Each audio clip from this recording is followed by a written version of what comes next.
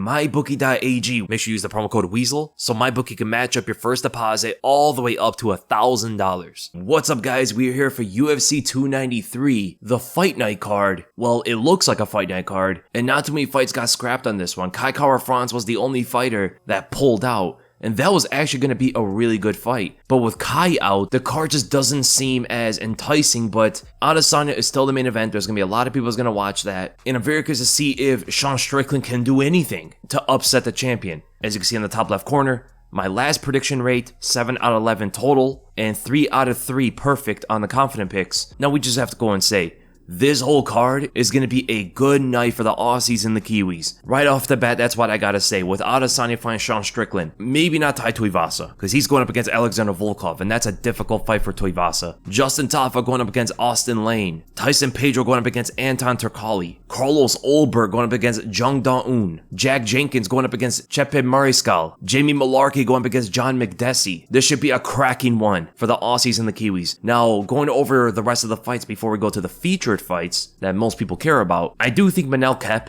is going to be way too much for Felipe dos Santos. Felipe is actually pretty technical. He's a talented fighter. He's undefeated, but he's taking this fight on short notice against a rising contender in Manel Kape. Manel Kape has a lot of fights, so nobody looks at him as some kind of prospect, which he isn't, but he is getting so much better. He's controlled his aggression to a point where it's very hard to even engage this guy without him knocking you out. And even though most of his finishes, even the recent ones, ended in the first round, he is so precise and waits on those openings a lot better than he used to in Ryzen. And his win over against David Vorak was an eye-opening performance. Manel Kape is getting so much better, and against the young 22-year-old Felipe, I think it's going to be a bit too much. Justin Tafa versus Austen Lane, you already know what the Tafa brothers are all about. Knock you out and don't keep the fans waiting for it. Austen Lane is very athletic. He's coming from professional American football, so he does have good power. He is fast. He can be light on his feet. But at the end of the day, Tafa is so much more experienced in combat sports. He has less MMA fights, but more fights in all combat sports. And I think at the end of the day, he's going to catch Austen Lane with some big counter and put him down. Austen Lane's athleticism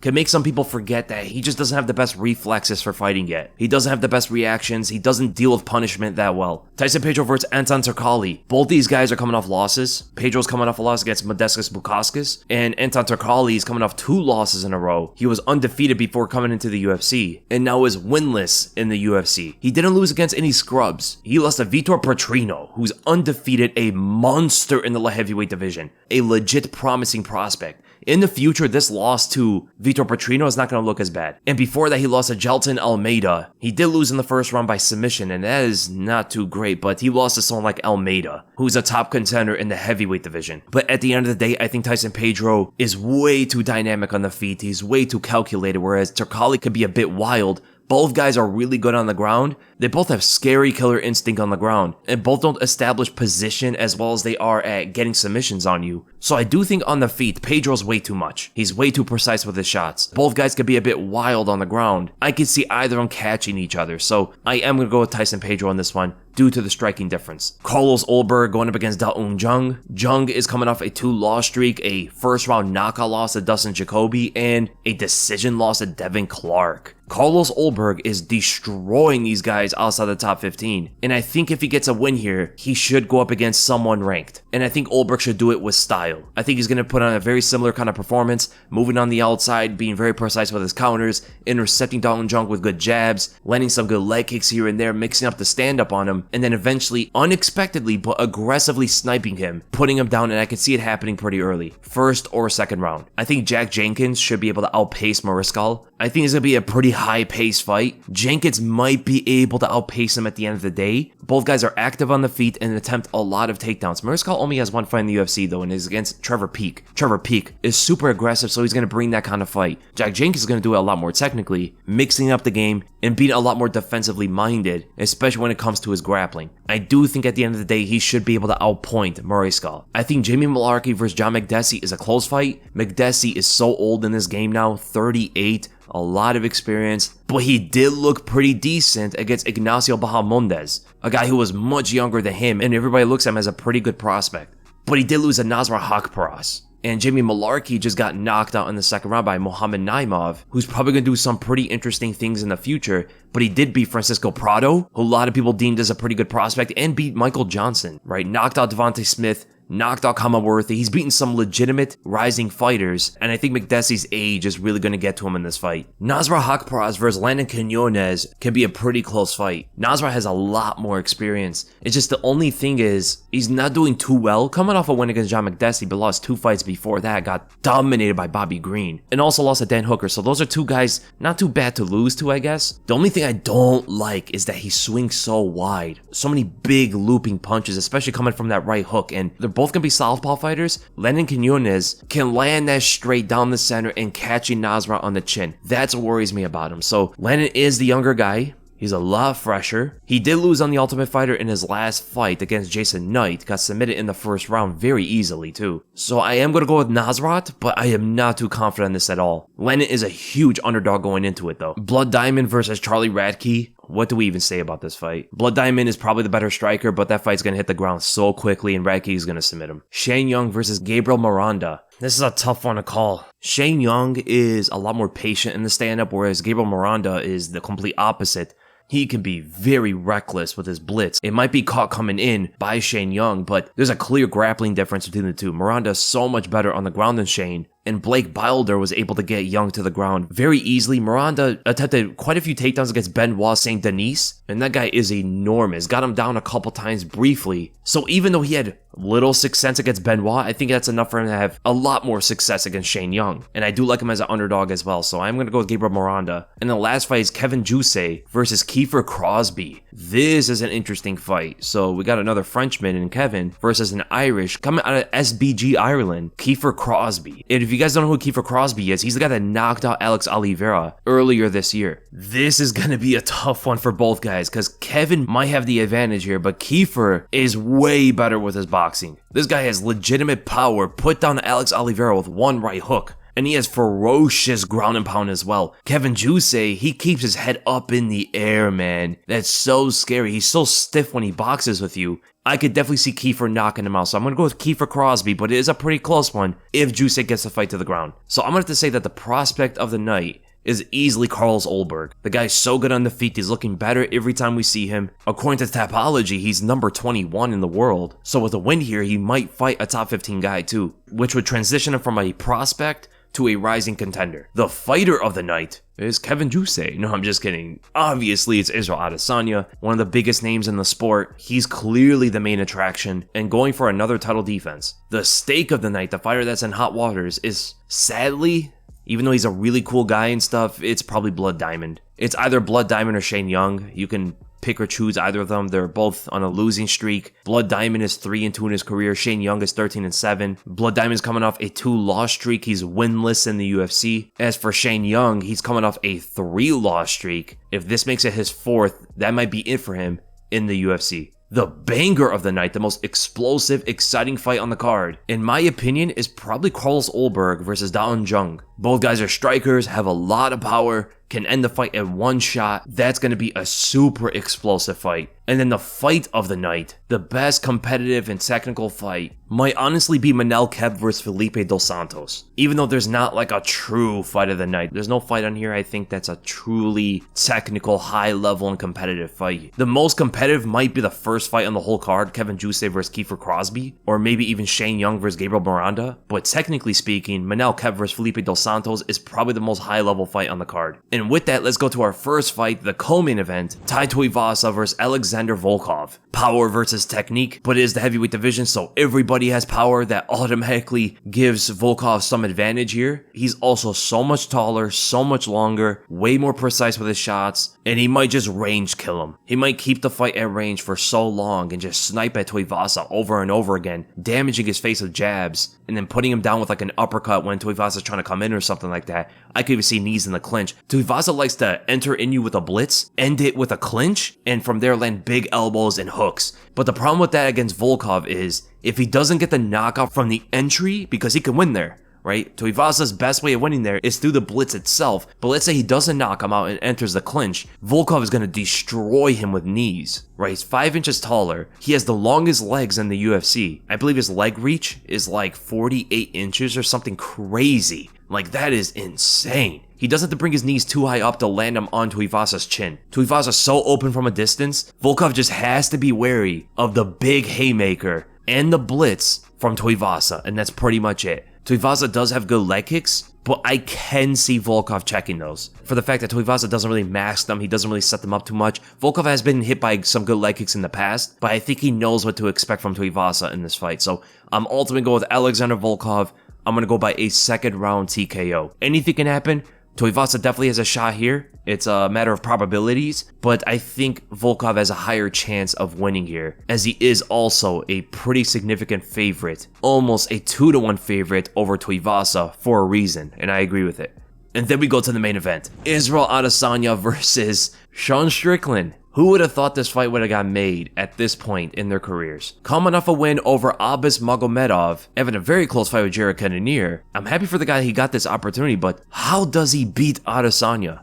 What does he do to Adesanya to win? He's outranged, he's out-techniqued, he's out-skilled on the stand-up, he's slower, he has less power, he has arguably a worse chin. He doesn't defend leg kicks. You see him many times reach down at leg kicks and it opens up his head, so I could definitely see Adesanya knocking him out with a question mark kick. He doesn't shoot takedowns that much. But what if Strickland was like tricking everybody about his wrestling? He led us to think that, he doesn't know how to wrestle because he doesn't really shoot, and when he does, they're kind of not too great. But he's been secretly training his wrestling so long, and he just comes out there like a D1 All-American, blasting double legs at Adesanya out of nowhere. That would be the funniest thing in the world. But Adesanya did say that he is expecting Strickland to shoot because he would be, in his words, quote-unquote stupid if he didn't. I think Strickland should also mix it up, not just shoot takedowns. He has to mix it up. He has a good boxing defensive style, and it can be somewhat frustrating for his opponents. So maybe we could see something happen like when Adesanya fought Jan, minus the checked leg kicks, because he's going to land those on Strickland. But in terms of punching him in the head and stuff, it might be difficult for him to land something clean early before setting it up or conditioning before he does it. So this fight might become a big knockout highlight reel for Adesanya, but I'm actually expecting this more to be a boring fight. They don't throw too many power shots, they pick at you. What does everybody know them for?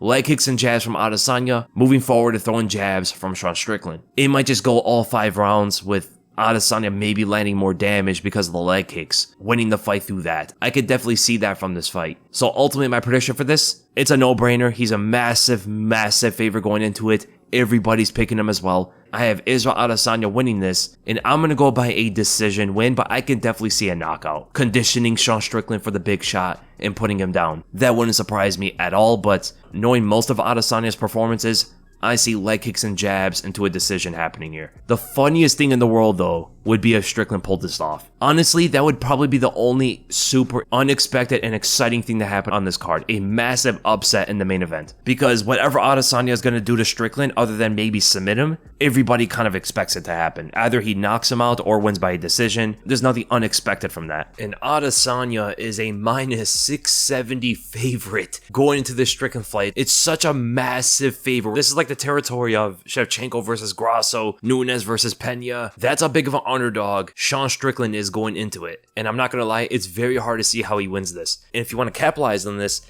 if you believe Adesanya is for sure going to win, or you think a massive upset's going to happen, make sure to go to mybookie.ag to capitalize on those odds. MyBookie is giving you that first deposit bonus, so by using your first deposit, MyBookie will match it up all the way up to $1,000. So if you put $50, they'll give you another $50 to play with. And in order to activate this deposit bonus, use the promo code WEASEL, that's WEASLE, to take advantage of my bookie sign-up offer. It is going to come with a withdrawal rollback requirement, and this deposit bonus is not just for MMA, it's for anything you want to put in there. So whatever you deposit, you can use it on any other sport, anything else my bookie has on the website or app, depending on which one you want to use. So definitely be aware of the first deposit. And as you can see, it looks pretty good for most of the Kiwis and the Aussies on this card. Justin Tafa, big favorite. I do like his chances, especially as a heavyweight. He is much more technical with his striking compared to Austen Lane, who makes a lot of mistakes in the stand-up. I'm very surprised to see that Tyson Pedro and Anton Turkalj are pretty much a pick'em. I guess because Anton Turkalj's ground game can be pretty nasty, and Tyson has made many mistakes on the ground before, going on the ground with over St. Preux when he shouldn't have done it. But I do think in the stand-up, Tyson Pedro should be able to beat Anton Turkalj. I would be surprised if he doesn't. Calls Ulberg, massive favorite. Jack Jenkins, pretty sizable favorite. Jamie Mullarkey, same thing. Nasrat is an enormous favorite. This is the one I mostly disagree with. I think it should be a lot closer than it is. I am going with Nasrat. I think he should win, but Landon is someone not to overlook. Charlie Ratke should take Blood Diamond to the ground and submit him. I think that's one of the locks on the card. Blood Diamond's grappling is just not on this level at all. Shane Young as a favorite, I think he could go a bit back and forth. And Kiefer Crosbie is an underdog. This is a very tough one to call. If I were a betting man, I would probably not look at this fight. I think Justin Tafa versus Austen Lane and Tuivasa versus Alexander Volkov is a pretty risky one to bet on because they're heavyweights. Anything can happen. And we got two big favorites going into those fights. I do think Tafa and Volkov should win,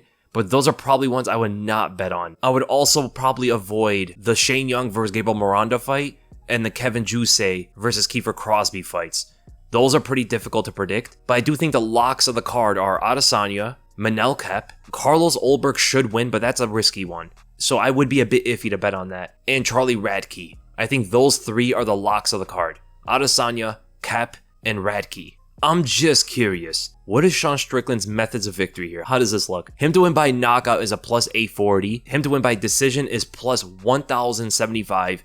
And by submission is plus 2,100. Tafa versus Lane is 100% ending by knockout. Ulberg is most likely going to win by knockout, so there's a bunch of these guys that usually finish their fights by a certain way. That's probably the better way to bet on those. So like Ulberg to win by knockout is probably better than just to bet on him outright. Same thing with Justin Tafa. But with Adesanya, you can go by knockout or decision. It's a bit iffy. An advanced strategy would be to put both methods of victory because they are much lower than his minus 670. And no matter what, you could probably win something, even by losing on one of those methods. That is if he wins, though. I mean, Strickland winning would be one of the biggest upsets in recent history. But what I find to be a huge way to bet on fights, and it was actually very big for the last card, is to do live betting. For an example, this is so much better if you have a good grasp on how a fight is going to play out while you're watching it live. So for an example, when we saw Ciryl Gane fight Sergey Spivak, and Ciryl Gane stuffed Sergey Spivak's takedown, knowing that the only way Spivak was going to win the fight is if he got it to the ground, seeing Ciryl Gane defend the first two takedowns in the first round, it was probably massive for anybody live betting on that because you knew if Spivak cannot get this guy to the ground, this fight is over. And it looked like it was going that way after the first round. This is something I capitalized back in the day with Alex Caceres versus Sung Woo Choi. So if you see, for an example, Adesanya is setting things up on Sean Strickland, conditioning him, throwing some feelers out there and making him react to so many different things, you probably have a good grasp that Adesanya is going to catch him with something big. And you can only do that by live betting. You know, you see what's happening first before it ends. But there are a lot of fights here like Volkov versus Tuivasa, Lane versus Tafa, Ulberg versus Jung. These fights might end very quickly, so some of the live betting won't work on those, but it can work on the main event. It can work on Manel Kape versus Felipe dos Santos, seeing how that fight's playing out before you bet on it. Jack Jenkins versus Mariscal, Jamie Mullarkey versus John Makdessi, right? All these other fights, in my opinion, it's probably even better to live bet on these. You could do a parlay if you want. There's so many different ways to go about and maximize your earnings on this. It's a lot about strategy. Remember to visit mybookie.ag today where you can win big. And that's ultimately the end of the predictions, guys. I hope you guys enjoyed it. And if you did, make sure to give this a thumbs up if you enjoy my content. Make sure to subscribe. And I'll see you guys in the next video, which is probably going to be the podcast on Friday or Saturday morning. Be on the lookout for that. And I'll see you guys then.